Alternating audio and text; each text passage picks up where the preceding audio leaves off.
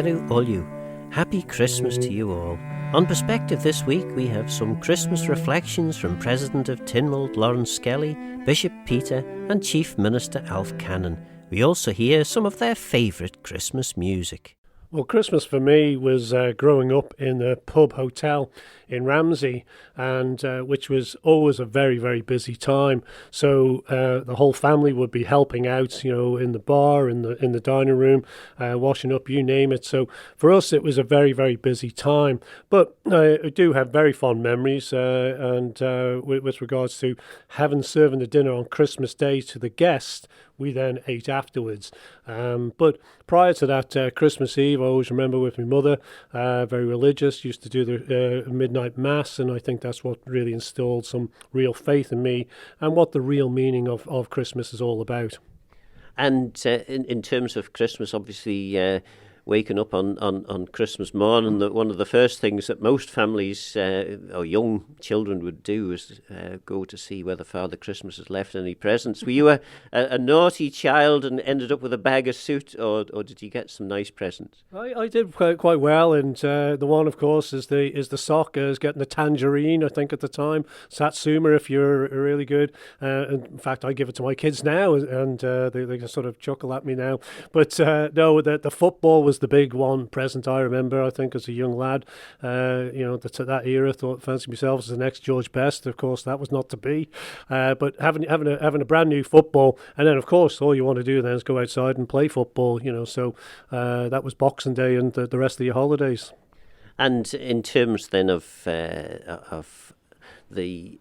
suppose we move on to Christmas dinner. I mean, you were saying that you serve it up for the guests. Did the guests get a better version of Christmas dinner than the household, or was it an equal 50-50 job? It's the classic, the family eat last, really. So, there was always plenty, I have to say, from that point of view. So we did enjoy a good Christmas meal.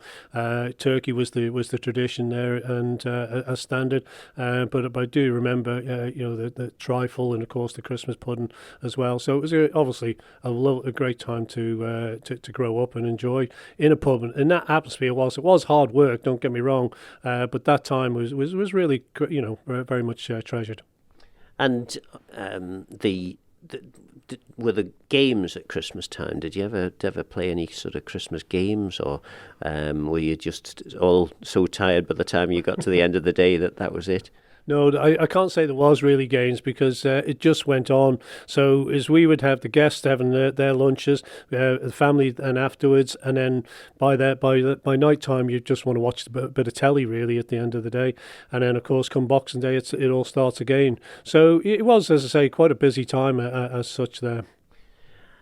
And I suppose no real time off over Christmas. If you're serving on Christmas Day and Boxing Day, St Stephen's Day, you really wouldn't get any days off. No, but as a child, again, if in this particular case, the one I always remember is the football, going to play football with your friends, and so which was great. We really enjoyed that. So yes, fond memories of Christmas time, and I think we all have that, and then you try and pass on some of those traditions, really, don't you? And I suppose another interesting element for you would have been when you actually moved away, because you were away in America for a while, weren't you? What was different about Christmas in America? Well, Thanksgiving was bigger than Christmas. There's no doubt about that. We were in business for ourselves, and there was one day off, Christmas Day, and actually there are those with the religious beliefs who did not believe they wanted to take Christmas Day off, so they insisted on working, which is a different background altogether. But Thanksgiving was bigger than Christmas. There's no doubt about it, because it was a 4-day weekend. Whereas Christmas was one day off, and actually New Year's was also a normal standard working day. So there was no big extended holidays like we enjoy right here. And the part of America you were in, was it a cold part over the Christmas, or was it out on the beach, sunning yourself? It was, and actually we lived in Southern California.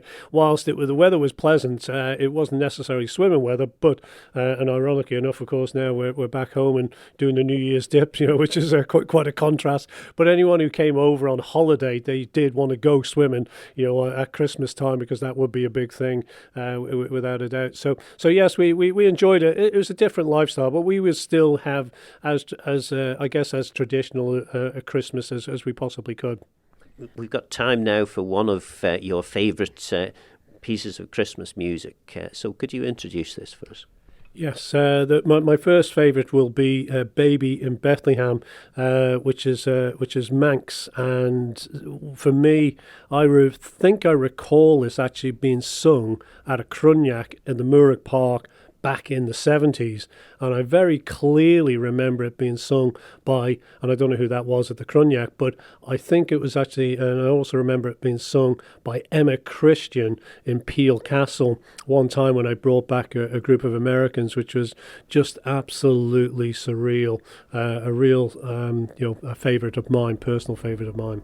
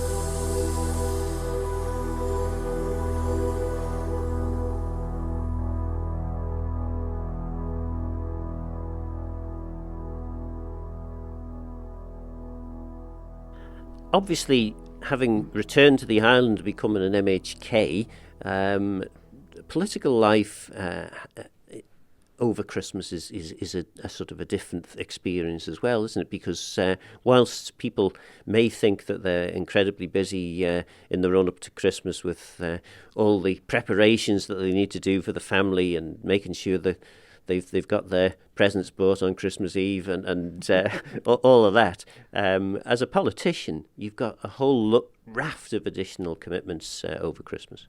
Yeah, there's a lot, I think, civic duties, civic roles, and it's important, I think, to actually be there because, this is, obviously, it's a celebration, but it's also another opportunity, I think, to connect with the very people that you serve. And of course, we're getting back into the heart of what Christmas is all about.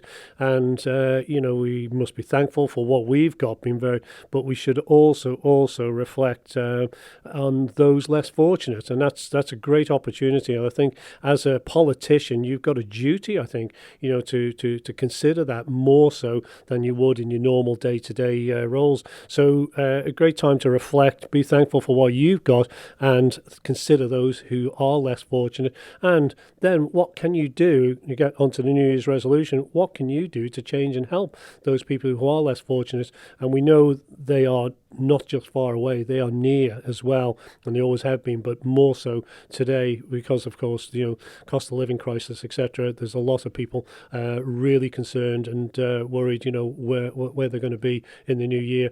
That is relatively negative tone, but I think it is something we should all reflect on. Do you think society generally has sort of lost its way a bit in relation to Christmas? I mean, it's still very strongly kept and a warmly observed time of the year. But do you think we've lost our way a bit in terms of all the sort of commercial side of Christmas?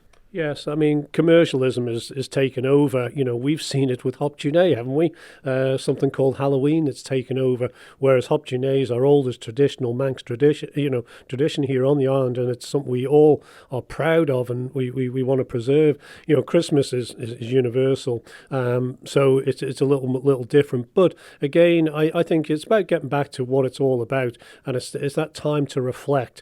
And whilst we can get overawed with the commercialism, which is all well and good to buy a gift, for those your loved ones, you want to show some appreciation, and of course be thankful for what you get. But once more, I would just emphasise the point about reflecting on those less fortunate. In terms of you mentioned your favourite Christmas present. If someone bought you a football for Christmas now, would you have equal amount of glee, or are you more of a pair of socks and a few hankies, man? Yes, I think we all get those, don't we? And it's a certain age, I think, from a male point of view. But football, I still enjoy it. Of course, we've got the World Cup, which is a bit strange at the moment, and political too, which is very unfortunate personally. But football, it's a great sport, there's no doubt about it. And again, it's very universal once more. And there's a sport sport that's become very commercial, but it's wonderful to see sometimes those that come from from poverty-stricken areas become international stars, and some of them are really, really good role models. In terms then of the Skelly Christmas dinner, what's your favourite aspect of the Christmas dinner? That's a good question, really, isn't it? We all enjoy food. We've now, our family now are a goose, if we can get one, which we know is really very, very difficult. So that's our sort of traditional meal, and you can't beat the roasties off the old goose fat, to be quite honest with you. So that savoury is my favourite, I have to say. And again, as I said before, with our children, whilst they're growing up and moved away, now, they make sure they still get the sock, they still get the tangerine, so even though they might get something more as well. So these traditions, you hope they live on, and again, you highlight, it's not just about the presents and all the commercial. There is a real deep meaning here about Christmas, and again, a reflection time. And your second Christmas piece of music? Second Christmas piece of music is an instrumental, which is The Sheep Under the Snow, and it's a beautiful predominant harp playing. Charles Gard, as I recall, did a wonderful piece. There are others, I think, have done it since with, and it just is a beautiful, relaxing tune, I think, and relevant to the Isle of Man, because in those we always have those memories of the big snows on the island, and we've seen it here in recent years, and how the community have helped farmers, we're rescuing sheep and livestock. So Sheep Under the Snow is also a big favourite of mine. Nolla Gennell. Good amaya, Nolla Gennell as Blan by Noah.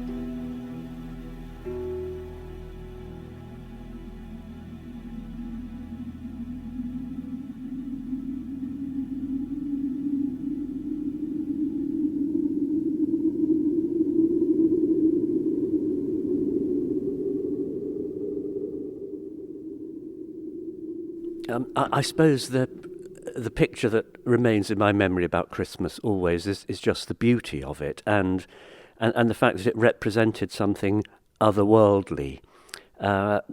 So early memories of Christmas would certainly be being in church, in our small village parish church, on Christmas Eve and on Christmas morning, and the wonder actually of just hearing the scriptures read, but also snow, winter sunlight, going out for walks on Boxing Day where the ground was frosty and crunched underneath your feet, or there'd be a cold wind coming in bringing more snow.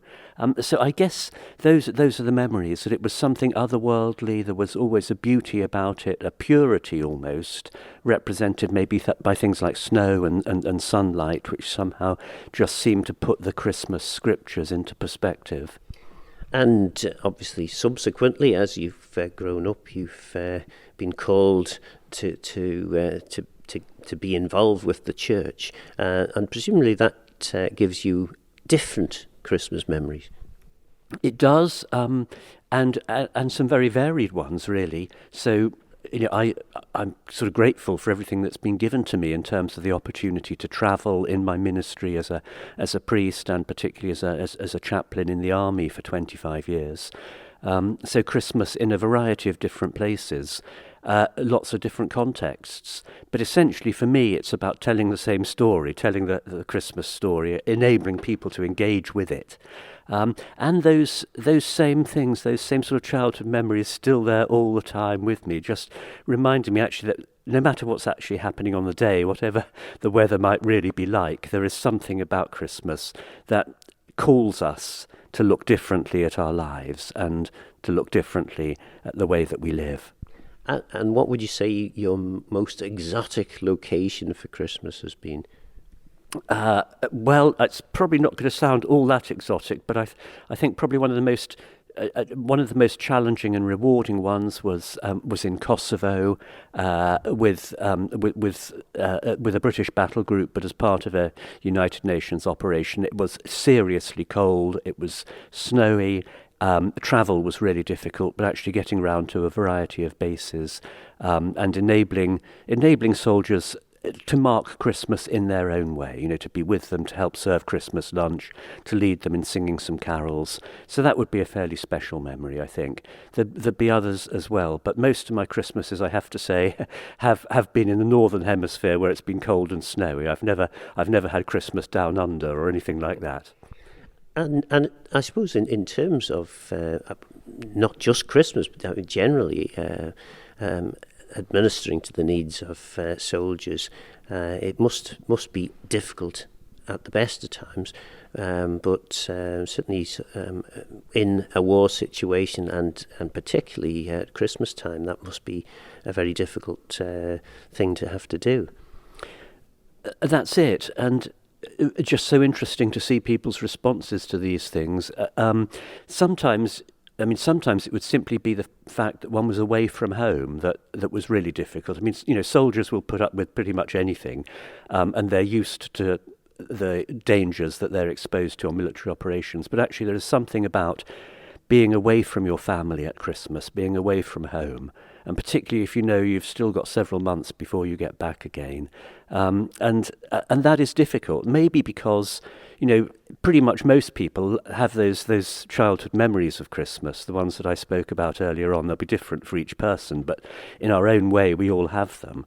And around Christmas, if you're away from home, if you're separated from people, that can be really a time of acute loneliness and difficulty. And I guess I would say my task then simply was to share that with people, to be with them at that time, able to perhaps just to offer them friendship, care, support, encouragement, whatever it may be. And it was a shared experience. We were all doing the same thing. We were all away from home, and just supported each other as best we could.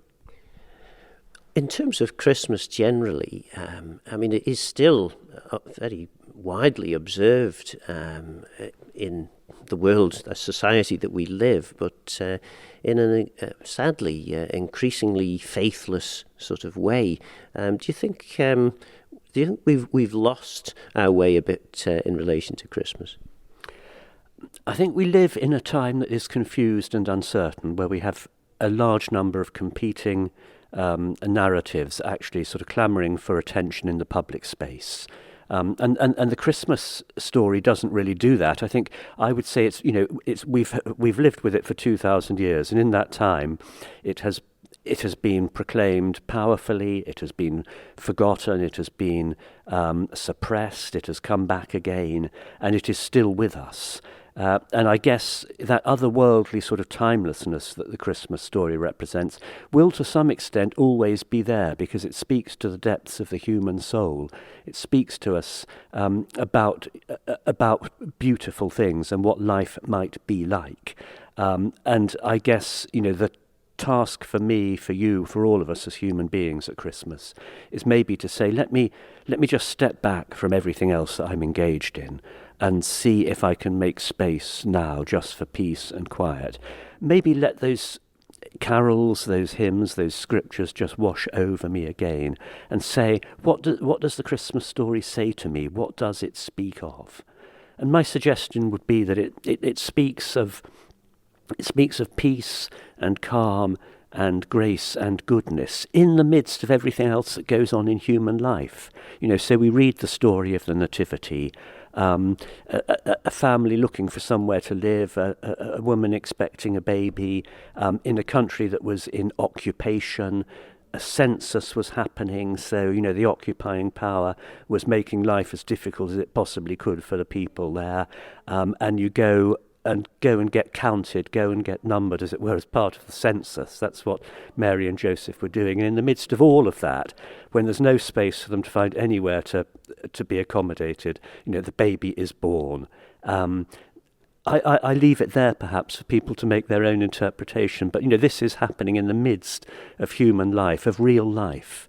And I guess that, for me, is where the real beauty of the Christmas story is. It's not something that is of our imagination. It's a real historical event, and that birth happened, and it happened in all the sort of tribulation and pain of childbirth in the midst of an occupied country, and there, out of that, comes this story that has lived with us for 2,000 years, that speaks to us now of God's presence among us, God coming to dwell and live in our midst. That's what happened. That's what it was. And that is such a wonderful story. I guess that I've spent my whole life so far trying to understand it, and that's what I'll continue to do. If I offer a favourite carol, I think I'm going to say in the bleak midwinter, simply because of the poetic beauty of that. So the poetry of Christina Rossetti, 19th century pre-Raphaelite English poet and artist, and beautiful poetry which begins with that idea of, in the bleak midwinter, frosty wind made moan, earth stood hard as iron, water like a stone.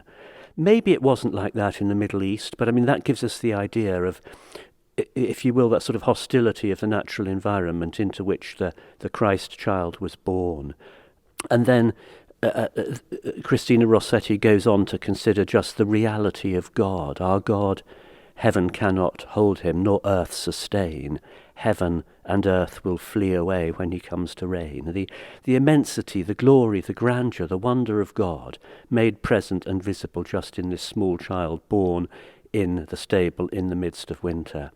And then it concludes by asking the question, what can I give him, poor as I am? How can I respond to God's love in Christ? And the sort of final part of that last verse, what I can give is what I will give my heart. God's love requires the response of our own love, of our heart. So that's a poem, but a poem of great beauty, and the carol is well known and familiar, so that I think would be the carol that I would choose.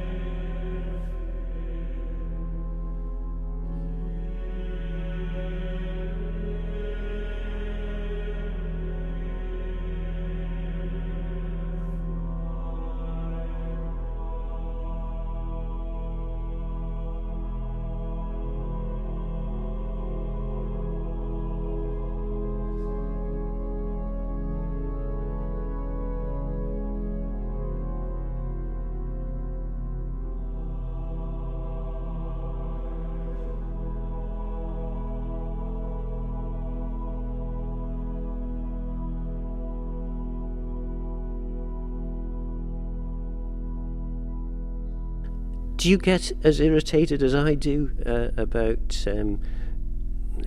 Christmas beginning in the shops in September, and if you haven't managed to buy your Christmas tree chocolate decorations, I particularly get irritated by this one. By the middle of November, you're too late because they've all sold out. Yeah, I mean that's the way it is now, I guess. I suppose we live with that. That's part of life, and in a sense, if people really want to anticipate Christmas and look forward to it that much, then so be it. I think I would simply say let's not let it creep forward too much. And there are some beautiful moments that arise out of that. So actually, for example, the days immediately before Christmas, when we've had all the civic events, and maybe most of the school carol services have happened. Perhaps the schools have broken up. And those last few days before Christmas, leading up to Christmas Eve, magical, beautiful. And similarly, actually, the days after Christmas, between Christmas and New Year, when it's all happened and the fuss has sort of settled down, and maybe people then do have the time and the space that they need. So I think I would always try simply to say to people, no matter how busy and frenetic and rushed it may seem beforehand, give yourself a little bit of time just before Christmas and in those days between Christmas and New Year, and give yourself time and space and give yourself something of a break. I think, that was what my practical advice would be. And that is one of the things that I think most of us in the society in the Isle of Man would very clearly and firmly be enjoying about Christmas. It is that magical time, isn't it? It's it's a spiritual time for so many people, and a fantastic, just a fantastic time of the year, which everyone seems to get behind. Yeah, I mean, that's surely one of the things that Christmas does for us. It has that unifying effect. If there are things that have happened in the year, sadnesses, disappointments, many things, and all of us will have had those. Actually, maybe Christmas can say to us, remember, we share all of this together. Your disappointment or sadness is mine. We're called upon to live together as human beings, and that sort of at the local individual level, also of course at the global level. And stories, for example, of the ceasefire and the truce on Christmas Day in the First World War. I mean, if only there could be something similar in the wars around the world today. I think to some extent there is. I mean, I think the idea of Christmas will always be something that can point us towards peace and maybe a greater sense of shared humanity. I think for us here on the island, I mean, you're absolutely right. We rejoice in our own spiritual and cultural tradition here. Christmas is a really important part of that, and there are wonderful things that happen here. Of course, a very busy time of the year for you and the clergy. How do you get time off, or do you do you have to wait until the afternoon of Christmas Day where you can put your feet up and tuck into a bit of turkey, or how does that work? I tend to wait until about the 27th of December, I have to say. I love, as I've said, those days just before Christmas. Christmas Eve, normally the midnight mass, Christmas morning services, something probably later in the day, some pastoral work. On Boxing Day here, we now have, we always have a group of people who come round and perform some dances on our forecourt, the Hunt the Wren tradition, which is a great thing. So we do that on Boxing Day, and are happy to welcome people for that. Then after that, normally the pattern for Gail and myself has normally been that from the 27th onwards we'd maybe just have a few days off, and that would lead us up to the New Year.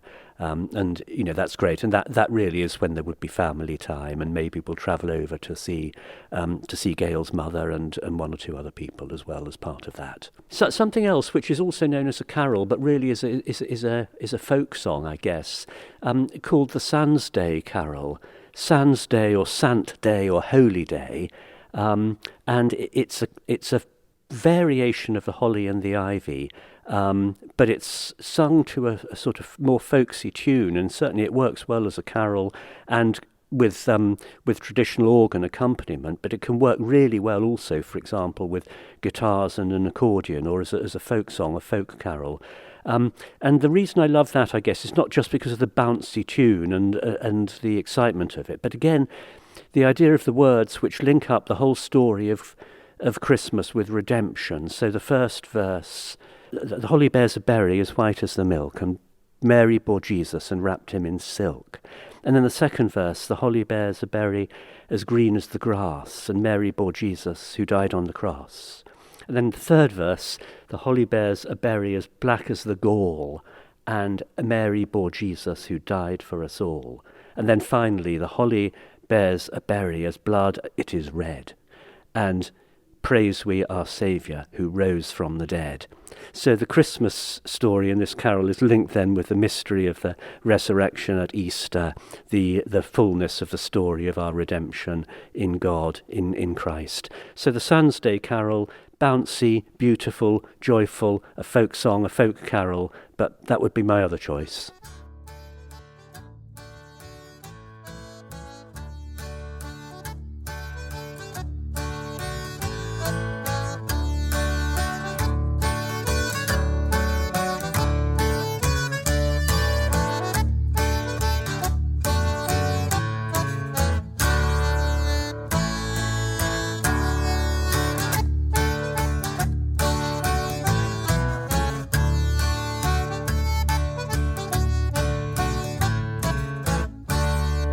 The holly bears a berry as white as the milk, and Mary bore Jesus who was wrapped up in silk. And Mary bore Jesus, our Saviour for to be, and the first tree in the greenwood, it was the holly. Holly, holly. And the first tree in the greenwood, it was the holly.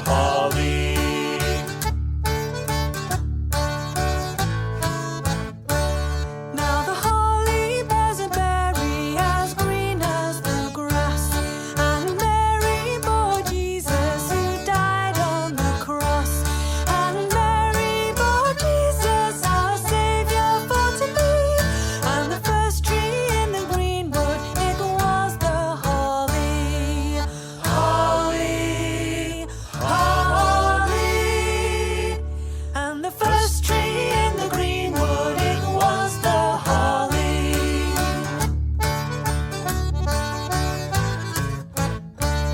Now the holly bears a berry as black as the coal, and Mary bore Jesus who died for us all.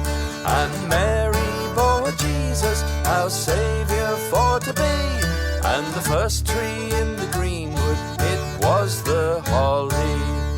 Holly, holly. And the first tree in the greenwood, it was the holly.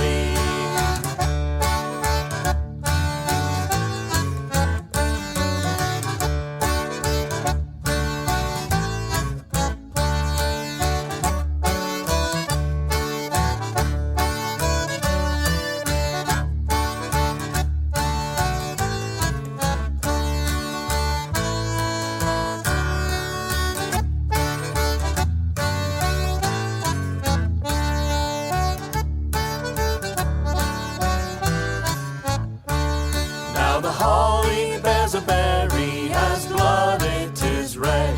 Then trust we our Saviour who rose from the dead. And Mary bore Jesus, our Saviour for to be, and the first tree in the greenwood, it was the holly. Holly, holly. And the First tree in the greenwood, it was the holly. Holly, holly. and the First tree in the greenwood, it was the holly. Yeah, it's actually a very busy time of year, Phil, both politically but also from a constituency perspective in terms of supporting a lot of local events, but at the same time it's also very enjoyable. It's great to go to multiple nativity plays in the case of Aaron and Michael, and of course multiple church services. I always say that the Sunday before Christmas is my super Sunday, and invariably probably involves at least four sets of carol services. But I think it's a time when you do get to see your constituents, in a way that you don't often see them, or in a level of intensity that you don't often see them throughout the rest of the year. And it's also great to see so many different people interacting in so many different environments. It is the blend of people that you now find out at the various events, whether they be community carol services or whether they be nativity plays, or even various groups of people just coming together to sing carols in different sets of circumstances. But always really at the heart of it at Christmas time are the children, and the children of the various villages and the children and the communities. And it's a good reminder actually of what Christmas really is all about, a celebration of obviously Christ's birth, but the fact that we do very much centre it around our families, and to a large degree the very young, and it's always a joy to see them either taking part in nativity plays or carol services, or indeed just seeing Santa Claus and Father Christmas.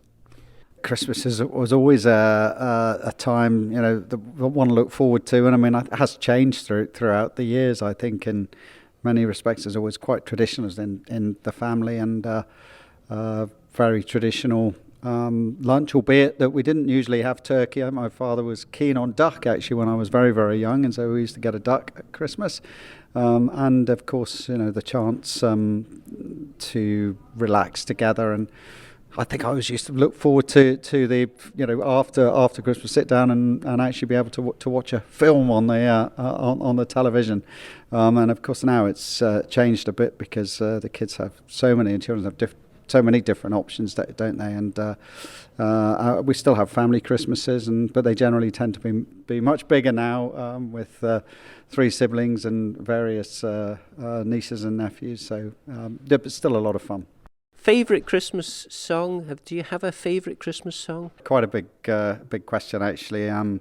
Lots of favourite tunes. But if you're asking me to pick one at the moment, I think Queen's "Thank God It's Christmas." It's the words. It's been a long, hard year, and I think that's certainly true in as far as 22 is concerned.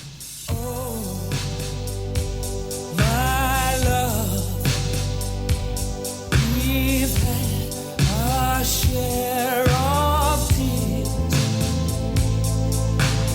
Oh, my friends, we've had our hopes and fears. Oh, my friends, it's been a long, hard year.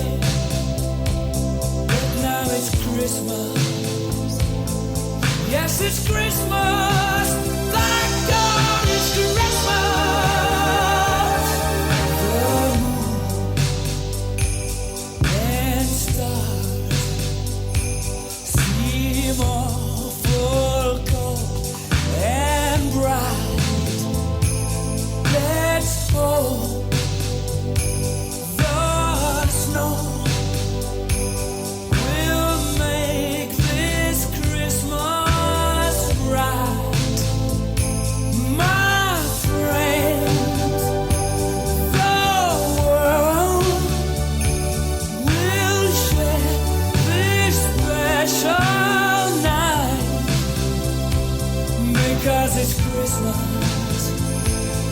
yes, it's Christmas. Thank God it's Christmas.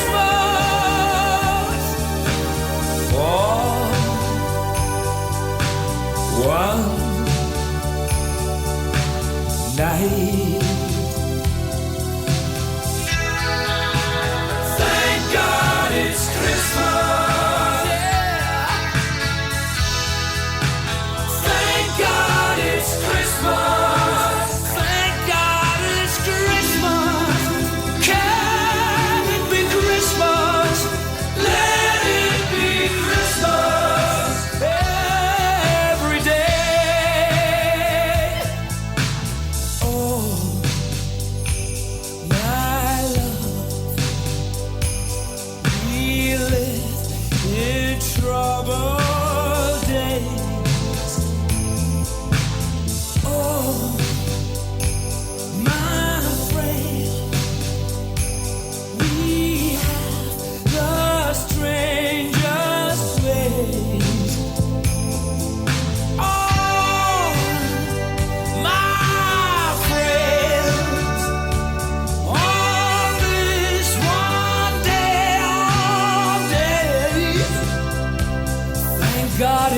Christmas.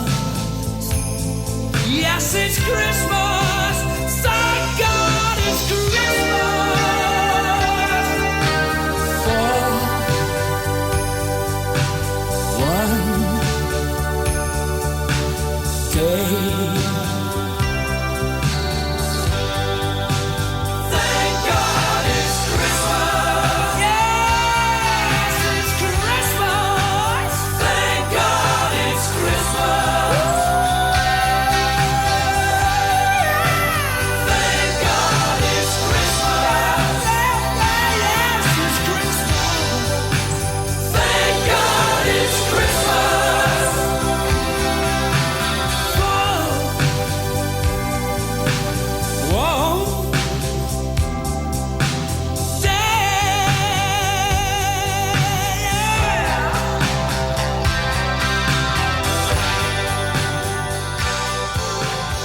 Will be poignant this year because, of course, you lost your father during the year, and it is, it's a time where you reflect on the people who are no longer with us, as well as celebrating the people who are still there. Yeah, it will be a bit strange this year without Dad, but we will probably pause, take time to reflect, but it's also time to look forward as well, isn't it? And also spend time with, as I say, family members who may not have seen that much throughout the year. But yeah, certainly there'll be slightly different emphasis, if you like, or feel about the place. And as I'm sure there will be the same for many families in those circumstances. But I mean, I think one's still looking forward to it, and also pushing forward into 2023 as well, and setting the goals and objectives that you would set as individuals, and maybe looking forward as a family as well as to what's going to happen in the year ahead. Presumably, you're reasonably content with the year that's just gone. Great plans for the year ahead? I've always got great plans, Phil. I mean, I think we know the challenges. It's a very challenging world that we're living in at the moment. I don't expect it to get any easier. And of course, I want to move the island forward and create a better island for everybody. That's why I'm in politics, is to do that. And of course, within that there'll be lots of things that one will want to achieve. But of course, one also sort of thinks at a more basic level and wants to make sure that people are surviving, they're getting the right levels of support, that we're giving everybody the opportunities to improve themselves, and we're dealing and delivering the best public services. So hey, listen, I mean, there's always a huge amount to want to achieve, and I think also within that you need to think about both yourself and of course your family as well, and what they need to achieve and what they want to achieve in the year. And you won't be talking politics around the Christmas dinner table? Banned. Quite right too. And a second favourite Christmas piece of music? Yeah, I think I'm going to go for Chris Rere's "Driving Home for Christmas."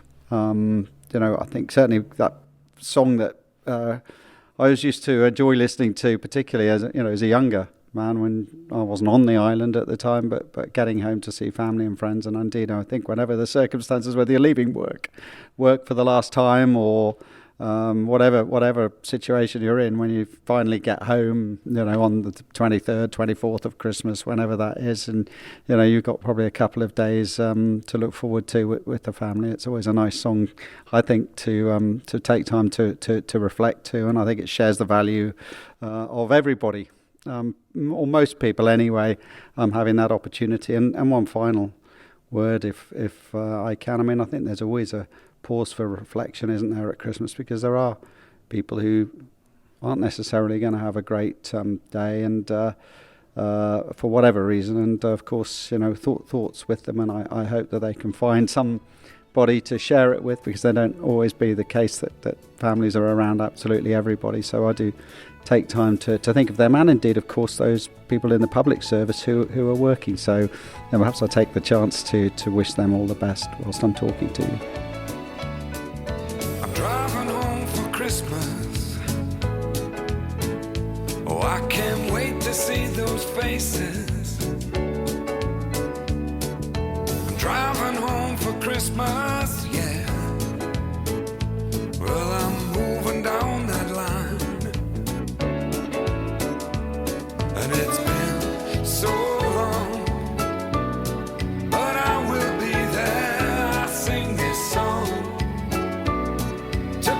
the time away. Driving in my car, driving home for Christmas. It's gonna take some time, but I'll get there. Top to toe in tailbacks. Oh, I got red lights all around, but soon there'll be a freeway, yeah. Get my feet on holy ground. So I sing for you, though you can't hear me when I get through, and feel you near me. I'm driving home for Christmas, driving home for Christmas, with 1,000 memories. I take a look at the driver next to me. He's just the same, just the same.